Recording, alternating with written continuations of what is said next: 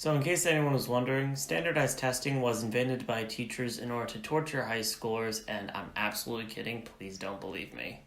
In all seriousness, anyone who's dealt with standardized testing is seeing the byproduct of decades upon decades of research and development, a story of business, politics, competition. Standardized tests were designed to level the playing field for college applicants nationwide. Colleges use them as data to justify why they should accept one applicant over another. Before such exams existed, colleges had their own individual admissions exams, and you had to travel to the college in order to take these exams. Oh, and by the way, all of the people taking these tests were super rich, and they came from boarding schools, and etc., etc.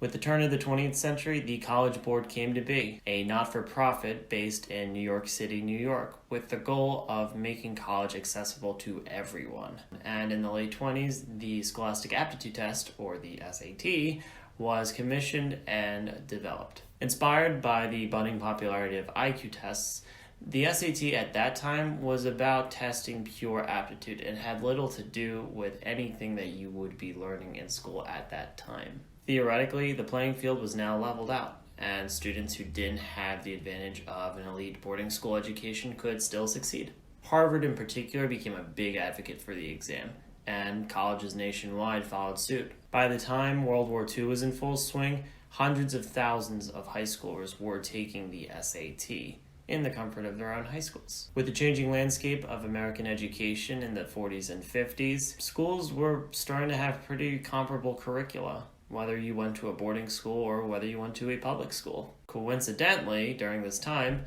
a competitor for the SAT, the ACT, came to be in 1959. This exam was created by ACT Incorporated, a nonprofit based in Iowa City, Iowa. Based on the pre-existing Iowa Test of Educational Development, the ACT's existence was justified by the belief that the college admissions process should be based on academic achievement rather than innate intelligence. Like the modern ACT of today, its goal was to test directly what you knew in school, which shouldn't be that different from what someone else in another school in another state would be learning.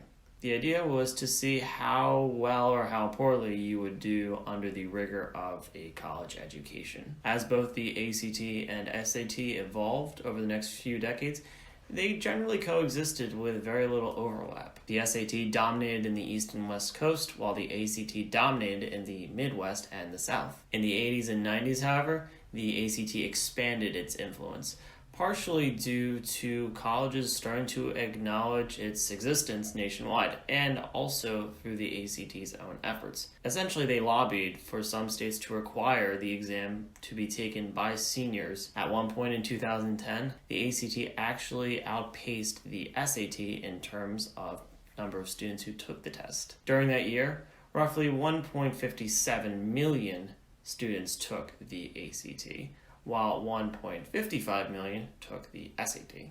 The majority shifted back to the SAT in 2016 as the College Board revamped their exam, but the struggle for college admission dominance continues as millions of sleep-deprived teenagers continue to take the exams nationwide. Now here's the truth. You don't need to worry about any of that. Each test is still different enough that some students are going to succeed in one exam over the other, so find the exam that's the best fit for you. And hey, don't forget all those other items on your college application like GPA, extracurriculars, volunteer work, or any other projects that you work on during your free time. For colleges today, standardized testing is just one piece of the puzzle that is you. We just want to make sure that piece looks as good as possible. Call your emails today to see how we can help.